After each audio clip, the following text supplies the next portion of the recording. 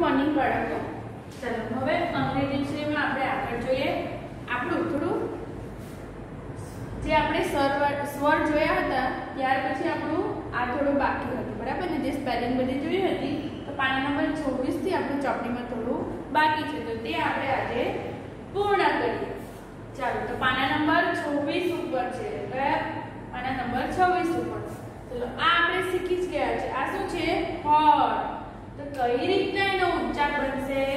તો કે હ વત્તા ઓ વત્તા ત. એટલે આ બંનેને ભેગા મળીને શું બનશે? ત્રણે તમને ભેગા મળીને હોટ. હોટ એટલે ગરમ.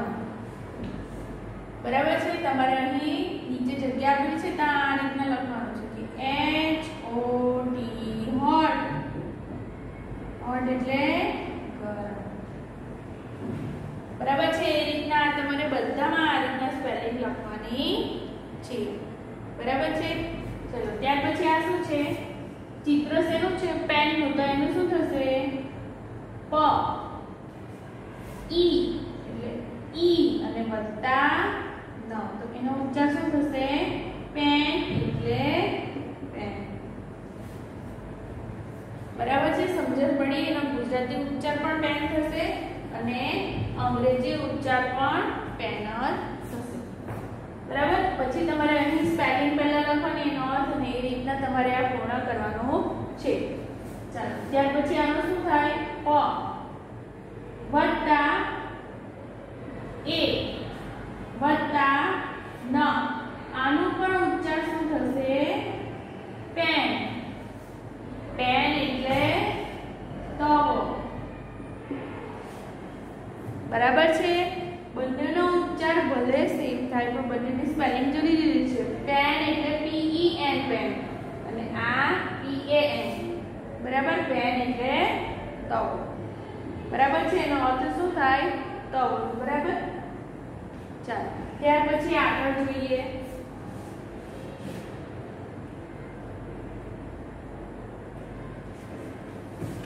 ત્યાર પછી સાનું ચિત્ર આપેલું છે ખોખું. સાનું ચિત્ર આપેલું છે ખોખું. એને શું કહેવાશે? બોક્સ. શું કહેવાશે? બોક્સ. ચાલો, તો આનું શું થશે? બ વત્તા ઓ વત્તા એક્સ નું શું ગુજરાતી શું થશે? ક્ષ. બરાબર? તો શું બનશે? બોક્સ એટલે ખોખું. બરાબર છે? સમજણ પડી? ચાલો, ત્યાર પછી આગળ જોઈએ. ચાલો, આનું શું થાય? મ વત્તા એ વત્તા ટ. મેટ એટલે ચટાઈ.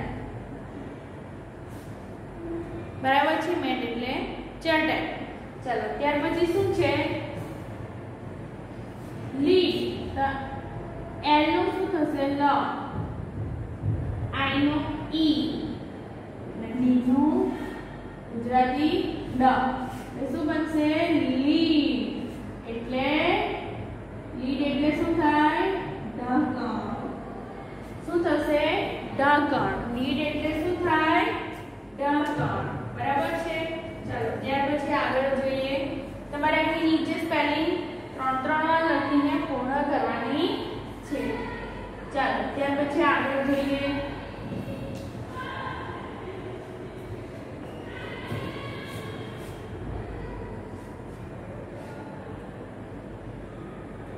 ચાલો, ચિત્ર શાનું છે? ઝૂંપડીનું. તો HUT. તો H નું શું થાય? હ. U નું અ અને T નું ટ. એટલે શું બનશે? હટ. હટ એટલે ઝૂંપડી. બરાબર છે? સમજણ પડી? ચાલો, ત્યાર પછી FIG. F નું શું થશે? ફ. I નું ઈ અને G નું ગ. શું બનશે? ફીગ. ફીગ એટલે અંજીર. ફીગ એટલે અંજીર. ચાલો ત્યાર પછી શું છે? ટેન. શું છે? ટેન. ચાલો ટી નું શું થશે? ટ. આનું શું થશે? એ. અને આનું ન. બરાબર. તો શું બનશે ભેગા મળીને? 10. 10 નું 10 એટલે આ કેટલા થાય? 10 એટલે 10. બરાબર છે? ચાલો ટી નું ટ, ઈ નું એ, એન નું ન, એટલે ભેગા મળીને શું બનશે? 10. 10 એટલે 10. ચાલો ત્યાર પછી આગળ સાનું ચિત્ર આપેલું છે આપણને. તમારે બધામાં નીચે 3 વાર સ્પેલિંગ લખવાની છે. પહેલા એની સ્પેલિંગ લખવાની છે આ ચોપડીમાં. પહેલા એની સ્પેલિંગ લખવાની, એનો અંગ્રેજી ઉચ્ચાર અને પછી એનો ગુજરાતી અર્થ. ચાલો BAG બેગ. બેગ એટલે શું થાય? દફતર. ચાલો તો B નું બ, અ નું એ, જી નું ગ એટલે શું બનશે? બેગ. બેગ એટલે દફતર. તમારે નીચે આ રીતના લખવાનું છે બધામાં. BAG bag. બેગ એટલે દફતર. બરાબર છે? ચાલો ત્યાર પછી શું છે? હેડ. ચાલો H નું હ, અ નું એ, ટી નું ટ એટલે શું બનશે? હેડ. હેડ એટલે મોટી ટોપી. હેડ એટલે મોટી ટોપી. બરાબર છે? ચાલો ત્યાર પછી શું છે? FOX focus. ફોક્સ ચિત્ર જોઈને શું લાગે આપણને? શિયાળ. ચાલો તો F નું શું થાય? ફ. O નું X નું ક્ષ. બરાબર છે? એટલે શું બનશે? ફોક્સ. ફોક્સ એટલે શિયાળ. ફોક્સ એટલે શું થાય? શિયાળ થાય. બરાબર છે? સમજણ પડી?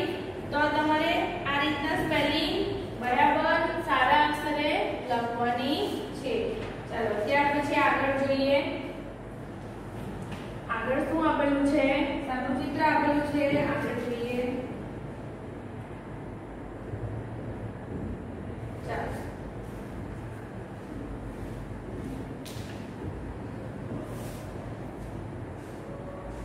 ચાલો શું છે?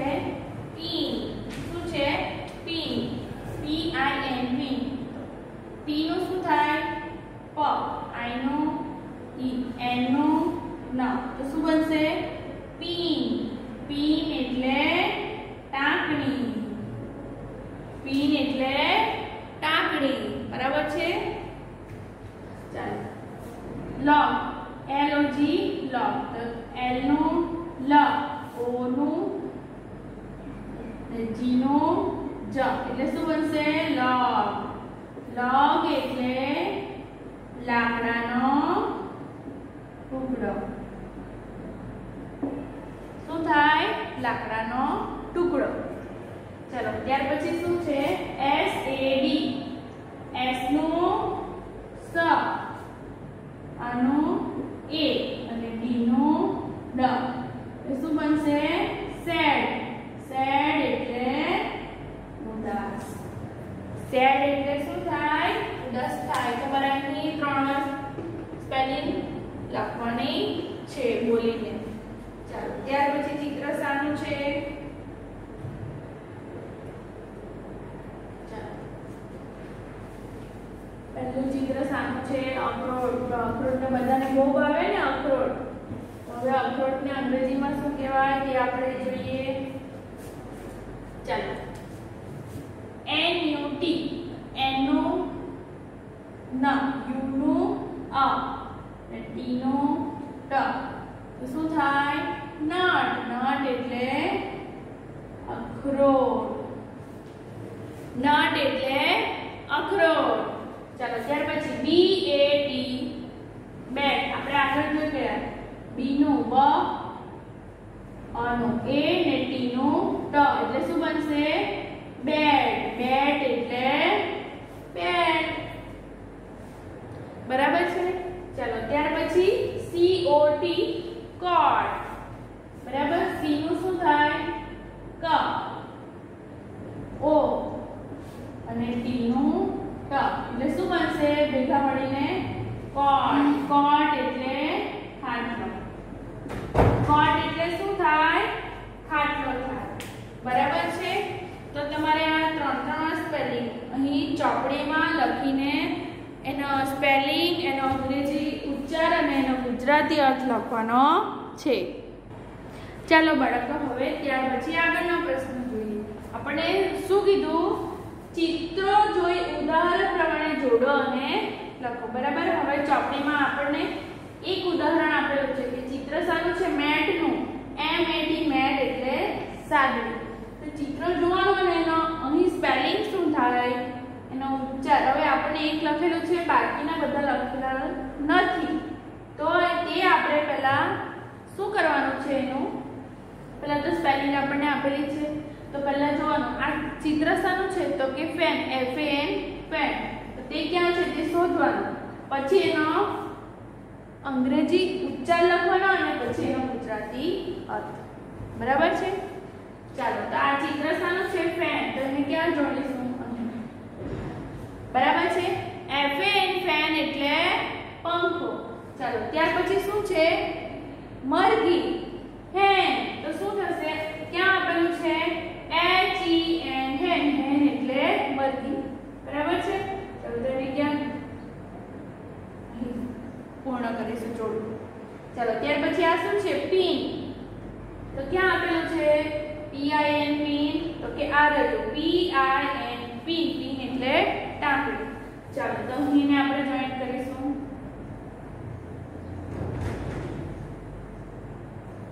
બરાબર છે. ચાલો, ત્યાર પછી શું છે? ફોક્સ એટલે કે શિયાળ. તો ક્યાં છે? આ રહ્યું FOX, ફોક્સ. ફોક્સ એટલે શિયાળ. તો એને આપણે અહીં જોઈન્ટ કરીશું. ચાલો, ત્યાર પછી આ શું છે? ડોગ. તો ક્યાં છે? ડોગ. આ રહ્યું DOG, ડોગ. તો એને આપણે અહીં જોઈન્ટ કરીશું. DOG, ડોગ એટલે કૂતરો. આ શું છે? કીડ. KID, કી. બરાબર છે. તો એને આપણે ક્યાં જોઈન્ટ કરીશું? બરાબર છે. તો એ રીતના તમારે જે આ બાકી છે એનો અર્થ ને બધું લખવાનું છે અને આ જોડકું પૂર્ણ કરવાનું છે. ચાલો, ત્યાર પછીનો પ્રશ્ન શું છે તે જોઈએ. ચિત્ર જોઈ આપણે પૂર્ણ કરવાનું છે. ત્યાર પછીનો પ્રશ્ન ચાલો જોઈએ આપણે. ત્યાર પછીનો પ્રશ્ન, ચિત્ર જોઈ સાચા ઉચ્ચાર પર ગોળ કરો. આપણે 3 ચિત્ર આપેલા છે. તો આ ચિત્ર શાનું છે? બેટ નું. તો એ આપણને ઉચ્ચાર ખબર છે. તો બેટ ક્યાં છે? બાટ, બેન, બેટ અને પીટ. તો શું આવશે? બેટ,